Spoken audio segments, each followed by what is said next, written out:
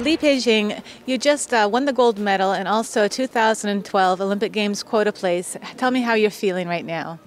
李佩景，你获得了2012年伦敦奥运会的席位和这个金牌，你现在感觉如何？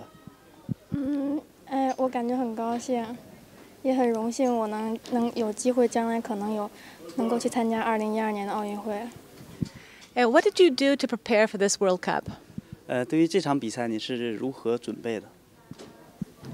其实我觉得我的心态放得比较平稳，因为我是队里面年纪比较小的一个，然后可能出来的机会也是头2次出来。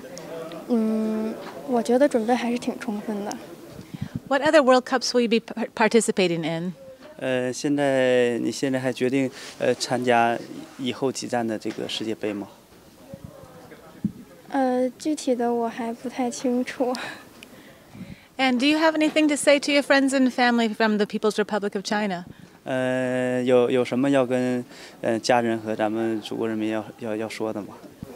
我很谢谢大家，都很照顾我，对我都很好，谢谢。